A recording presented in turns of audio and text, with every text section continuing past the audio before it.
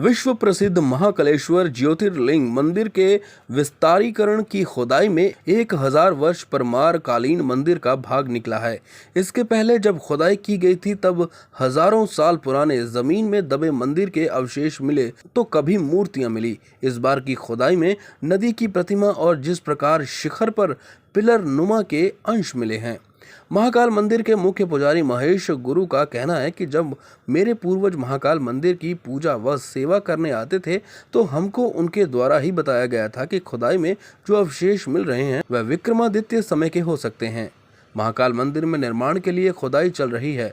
खुदाई के दौरान सैकड़ों साल पुरानी मूर्तियां मिल रही हैं। विभाग को उम्मीद है कि खुदाई के दौरान कई ऐतिहासिक चीजें मिल सकती हैं। ये मूर्तियां और दीवारें 11वीं व 12वीं शताब्दी के बीच की हैं। वहीं खुदाई के दौरान ऐसी चीजें देखकर एक्सपर्ट भी हैरान हो रहे हैं। वरिष्ठ ज्योतिष व पंडित आनंद शंकर व्यास का कहना है कि ये हजारों वर्ष से भी पुराना हो सकता है। जब मुगल साम्राज्य के समय देश के मंदिरों को ध्वस्त किया जा रहा था तब ही इस मंदिर को ध्वस्त किया गया था। उसके बाद मराठा साम्राज्य में फिर मंदिरों का जीर्णोद्धार करवाया गया था। यही नहीं, जब महाकाल के मंदिर के आसपास के क्षेत्र की खुदाई होगी तब कुछ न कुछ ऐसे अवशेष मिलते रहेंगे। जिला कलेक्टर से बात की तो उनका कहना है कि महाकाल विस्तारीकरण की खुदाई में पुरातत्व विभाग की टीम को हजारों वर्ष पुराने मंदिर के अवशेष मिल रहे हैं। उनको अब संजोकर रखने का प्लान तैयार किया गया है। एक म्यूजियम में सभी को व्यवस्थित तरीके से रखा जाएगा जिससे आने वाली पीढ़ी हमारे पुराने इतिहास को समझ सके। पुरातत्व विभाग की 4 सदस्यीय टीम ने खुदाई स्थल का कुछ समय पहले दौरा किया था। उन्होंने आशंका व्यक्त की कि ये अवशेष शुंग वंश के हो सकते हैं। 2 दिन बाद पुरातत्वविदों की टीम बुधवार को वहां पहुंची थी। इन अवशेषों के बारे में जानकारी संस्कृति मंत्रालय को दी गई है और राज्य पुरातत्व विभाग से अवशेषों को देखने का अनुरोध किया गया है। देखिए, ऐसा है कि ये बहुत प्राचीन मंदिर है। पुरातत्व साल से मंदिर पुराना रहा, विक्रम के काल से रहा है। उसके पहले के भी वर्णन मिलते हैं, लगभग 5000 साल पुराने। तो मंदिर तो काफ़ी प्राचीन है। अल्तमश के ज़माने में मुग़ल काल में मंदिर तोड़ा गया था, नष्ट भ्रष्ट किया गया था।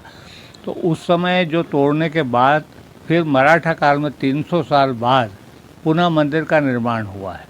तो उस समय जो विशाल मंदिर था उसके अवशेष तो कई जगह रह गए हैं।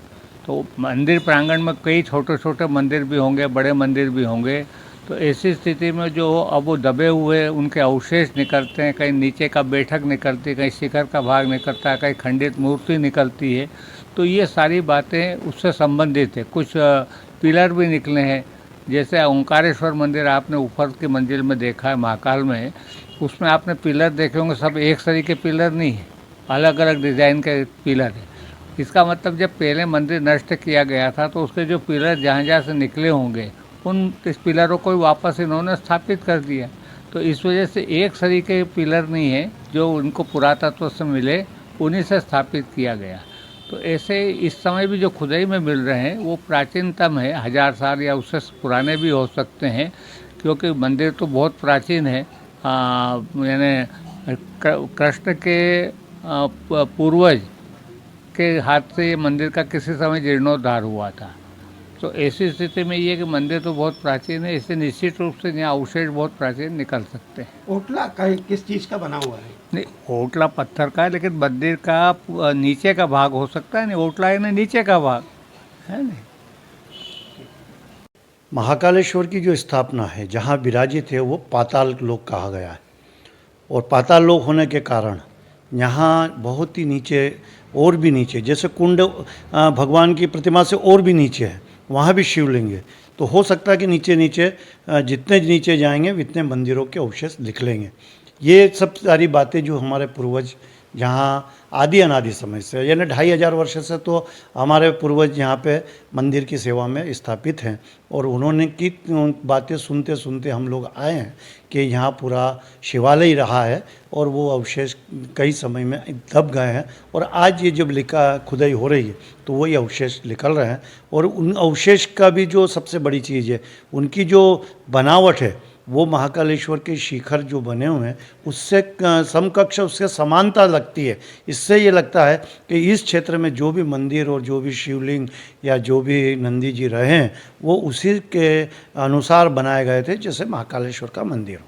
कई लोग बताते हैं कि जब मुगल का काल हुआ करता तब उनके द्वारा ध्वस्त किया गया था, तो कितनी सत्यता? हाँ, ये तो एक बात आती है, लेकिन महाकालेश्वर भगवान का जो मंदिर रहा है, जहाँ स्थापित भगवान है, उसको ध्वस्त नहीं किया गया था। और कारण रहा है कि हमारे पूर्वजों ने भगवान का मंदिर और भगवान की प्रतिमा बचाने के लिए जूना महाकाल जिसको हम बोलते हैं उसकी भी स्थापना की थी।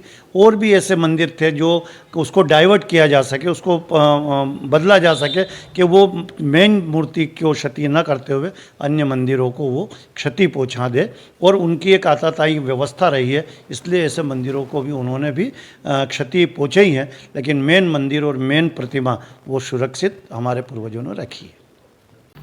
देखिए, महाकाल मंदिर में शुरुआत से ही, जब से हम लोगों की खुदाई चालू हुई है, तब से ही पुरातत्व विभाग के हम लोग लगातार टच में हैं। और वो जैसा बताते हैं, जिस हिसाब से मैकेनिज़्म बताते हैं खोदने की, जिस हिसाब से जो निकलते हैं आर्टिफैक्ट्स उनको रखने की जगह बताते हैं, हम लोग उन्हीं के हिसाब से कर रहे हैं।